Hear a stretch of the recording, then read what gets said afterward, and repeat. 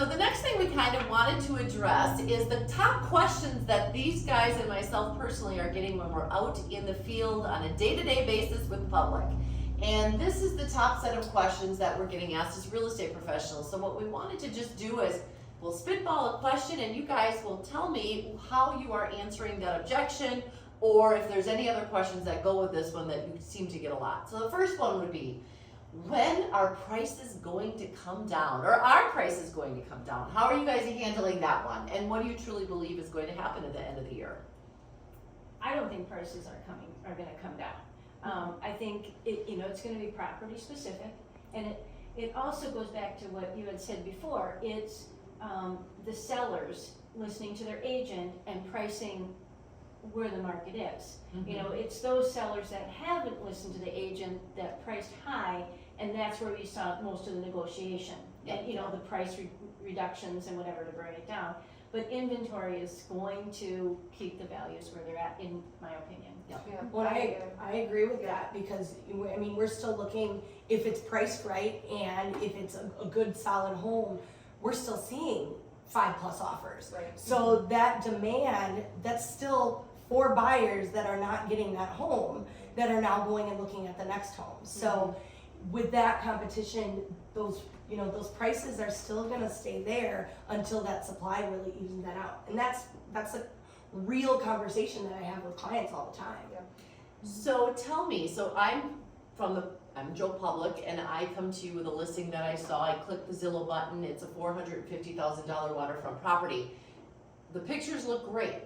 Is there a specific way that you guys, when you're advising or counseling a buyer on a property, when you see it and you say, oh, we got trouble brewing with this one's gonna have 5 offers, this one's gonna have 10 offers, or you kind of look at it with tempered expectations saying, well, we might have a week on this one before you hop in your car and drive up here.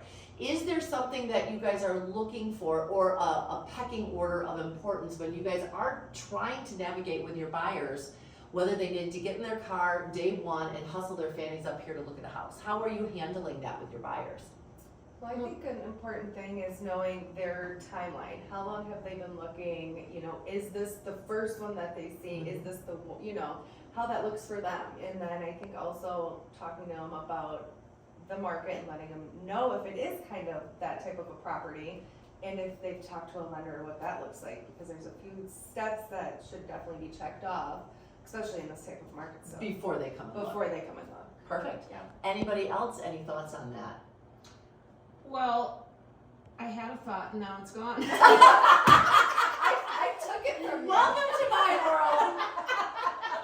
No, I mean, I still see listings come on and people call and they're excited about it, and we've been doing this for a long time now, all of us, and we just know the ones that are gonna go fast. And it depends on the area, it It's the depends on shoreline, the style of the house, The lake that it's on. right. Property specific. Yeah. Yeah. Does it have privacy? Is it in a neighborhood setting where there's a neighbor on top of them?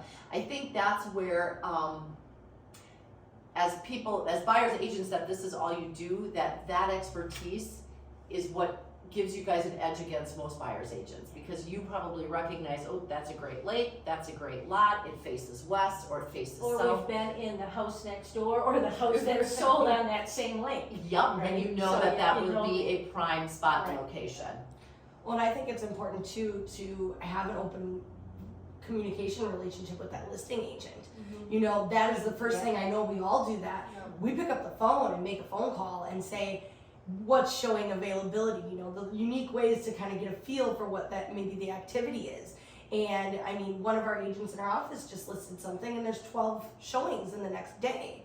And that conversation and getting that foot in the door to know, okay, this isn't going to be here on Sunday. So if this is something you like, where is your budget puts you in order to be competitive? And we need to get your foot in the door. Is that a video? Are you comfortable with a video? If you're working with us, we'll get you as much information as we can. But if you need to be here, you may have to be here.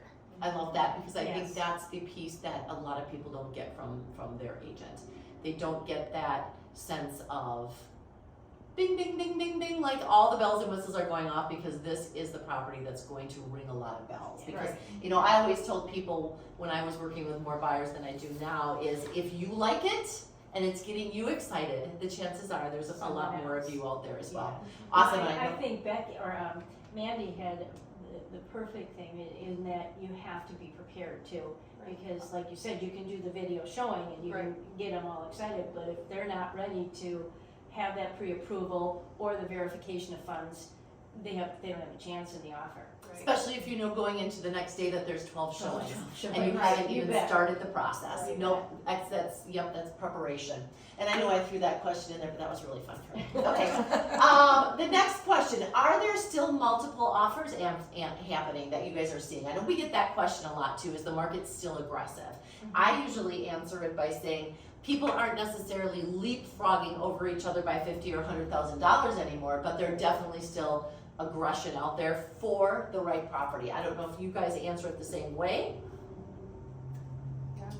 I'm thinking of the last couple of offers I wrote. There were multiple offers on everything I wrote. Okay. I don't think I had any that we were the only offer. Right, so you still have to be prepared to be competitive, and being competitive isn't always price. Right. And that's where we come in, because we can help finesse that offer so that you'll stand above maybe the price, someone that's even higher than you. Yep, like Becky just won doing a bully offer. We We can do a video just on that, but I mean, like, it's not sometimes you're right, it's not always price, it's terms, it's conditions, it's all the things that put something more on the seller's bottom line. Great, anything else you guys wanna add on that? So it sounds like you guys are still heavily experiencing multiple offers. Yeah. Awesome. When do you think that the inventory will pick up, or will it? And that's a question that I think we all get. When's it gonna happen? When is there gonna be a Christmas? When is it gonna I am trying to do it, yes, but yeah, exactly. We are trying to get listings to come, but it is not, people are still cautious, and I think we've been shaking the trees for the last 2 years, and there's not as many trees to shake as there were, so yeah. I think that's a double-edged sword. I mean, it's a great economy up here. People refound what the Northwoods was, so there's a lot of people around, and we've sold more inventory in the last few years than historically. So sales have been up even with that inventory being down, which means that more people are here and more people found homes, even when we didn't have the homes that we historically had to sell them. Yeah. So that's really unique to look at, is we've sold more with less options out there than ever before. Yep, that's true. Yeah, and I personally, I just don't see a huge increase of inventory other than small and incremental. Yeah. Here's another great one. When will the market crash, or where is your list of foreclosures? I get that question, so why doesn't somebody answer that one? Well, I think that, I guess for me, how I go about it is really looking at the inventory, just from listening to the experts, right? Because with such a high buyer demand and low inventory, they state that a market crash isn't going to happen. If you look at the historical data of when the market crash happened and what the inventory looked like. So that's kind of how I go about it. Yep, and people have equity in their home now that they never had before. Right. Exactly. Yep. So if they're losing, or they're losing their house, it's for some other reason. It's not usually because they can't get out from underneath it.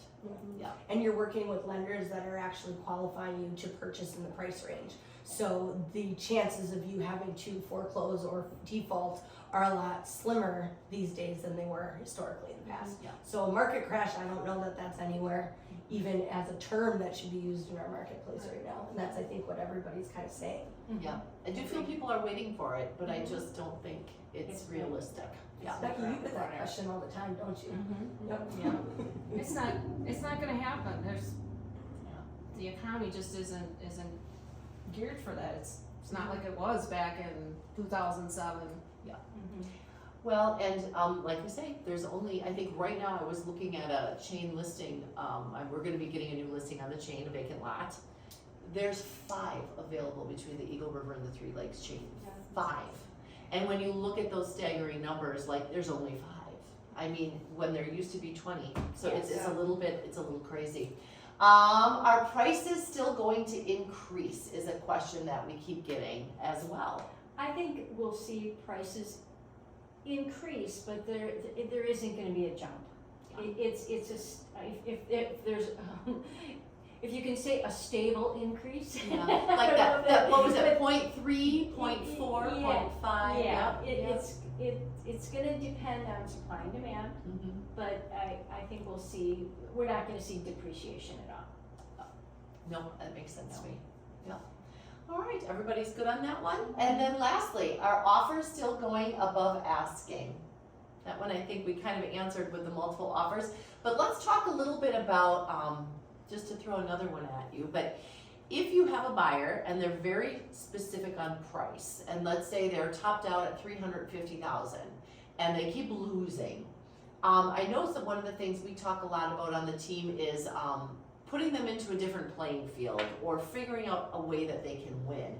Maybe moving them into a lower price bracket where they can come in aggressively at $350,000 and win. Are there properties out there that you guys are finding that you think are deals, that are sort of those market sleepers that people have left behind or neglected? Is there still opportunity out there for, you know, that savvy or their investor buyer? I'm thinking of one or two that we talk to quite a bit, that calls us all the time looking for those deals. And are you finding that there are some deals to be had out there, you just might have to look a little bit harder for them? I think so. I think another thing to think about when working with buyers like that is really looking at, let's look at properties that aren't so new, and let's look at properties that may have been on the market for a little bit longer, because that's where, even if it is still high priced, you're gonna have that room for negotiations. Yep. A little bit more than those hot new listings, so, yeah. Which makes sense to me. I also think it's looking outside of the box, you know.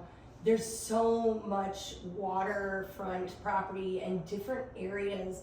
You know, you've got different state forests that you might not be familiar with, and you're specific to one area. Well, if you start expanding that horizon a little bit and just educating yourself on some of those other areas, I mean, you're gonna find those beautiful lakes, the beautiful woods, maybe 30 miles to the east or the west, and your affordability is gonna open wide up. So that's where learning and educating, not because, you know, yes, if you're specific to, you know, Boulder Junction, you wanna be in Boulder Junction, but maybe venture over to Winchester or Presque Isle and maybe that direction, and you might find something that checks all of those, or 8 out of 10 of those boxes, and now you're looking at something that would have been 400,000 and now you're in the low 300s because of just that little shift in location. And a lot of people are very narrow-minded when they look at that, and their agents just set them up on a search for that specific area, and they never, ever, ever see this new And the area. thing is, they have to be up here.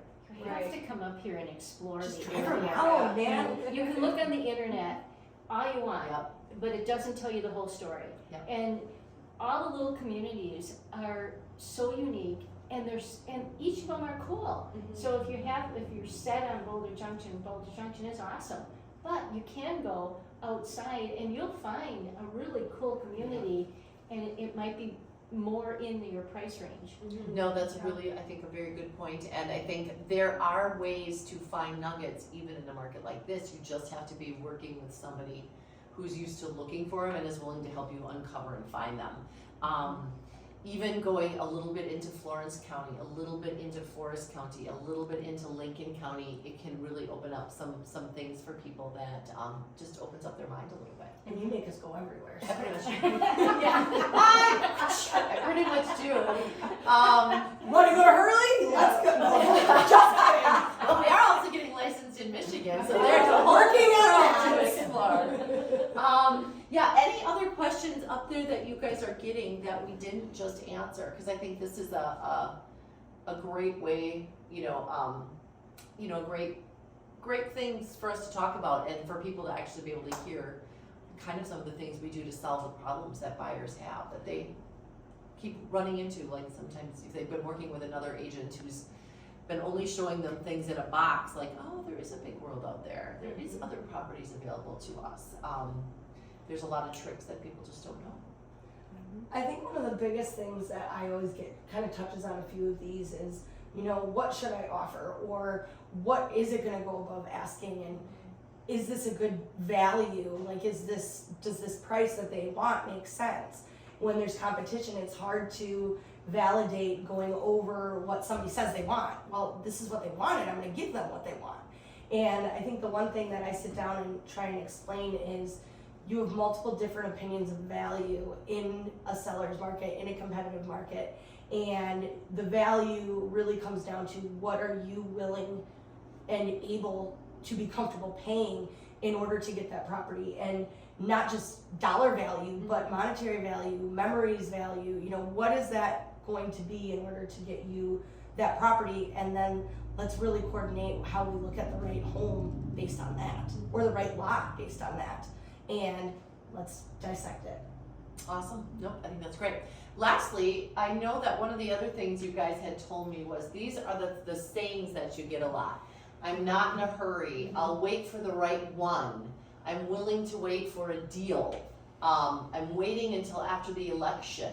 That's a new one, because that's just gonna start to come up. We're gonna get that more. And then I'm not going to get into a bidding war. I get that. I think those are very typical real estate things. How do you guys usually answer those? Or do you, and again, I always think we hear what our clients are telling us, but I think our job is also to be at their advisors. And I think based on what we just talked about, interest rates are going up, which is going to crunch affordability even more. Prices are not declining, they're actually edging up, and look at the off-water was up almost 10% year over year. So when we are looking at those bare things, realistically, how long are you willing to wait for the right one if you really want to buy? What is your definition of a deal? Does that mean looking at something that's 60 or 90 days on market where you have the right to inspect? I think those are kind of the things that I'm thinking of as, that there is a cost to waiting. So I don't know how you guys normally answer those, but I thought those were kind of, since those are the things we typically hear, if there was anything you wanted to Sometimes answer. you're chasing the market Yeah. when you're waiting. Yep. And that's, Well, what did you say when we did our predictions in January? You've had clients that have been waiting 3 years and they lost out 36 or something percent. yeah. I mean, that's a whole nother piece of property that you just lost in terms of value because you were just waiting. Some people are just gonna make excuses. They want the game of looking at real estate, or used to be when we were hauling people in our cars, you were playing tour guide for the whole day more than anything. But they're just making excuses. Some of them. Well, that the saying of the 80-20 rule is such a, Yeah. I mean, I use that all the time. Yeah. and it's so true, because 80-20 rule is you're going to, the perfect house is probably gonna be 80% of what you really are looking for. Yep. And you have to have that mindset when you're looking. You look at it, people who build are always coming back. You'll go and visit them, after they move in, and they say, oh, I wish I would've. Yeah, I should have. So I think you have to understand that perfect, that is 100%. It doesn't exist. It's not going to happen. It doesn't exist. If you get to 80%, you're doing pretty good. And Good. there is a cost of waiting. And I think what I set up here is it can cost you time, equity, affordability. And in the beautiful Northwoods of Wisconsin, there's the added component of memories and time spent Exactly. with family. Because Yeah, most of what them is are the second value homes. of being here to you, or moving back home, or moving to a larger home for your family? It's not just Or retiring here. Yeah. Hearing that loon. Yeah. Hearing that loon or seeing that, I saw a property today that had an eagle's nest that from the ground looked this big. And I'm like, I can only imagine how big it must look if I was 20 feet in the air. You all just said that, and I'm thinking shoveling that driveway. There's a cost to that too. Well, I think that about concludes us for our market predictions. So halfway through the year, I would say we probably got about 3 out of 4 right. Yeah, we did pretty good. The interest rates we missed, but that wasn't, we're not gonna take responsibility No, for that. we're gonna blame blame the not our experts for fault. that. Well, we also thought it was going to be a buyer's market more so Yeah, than it that's is. true. That is That true. is But that's all because of that inventory. And I mean, we've been saying it for years.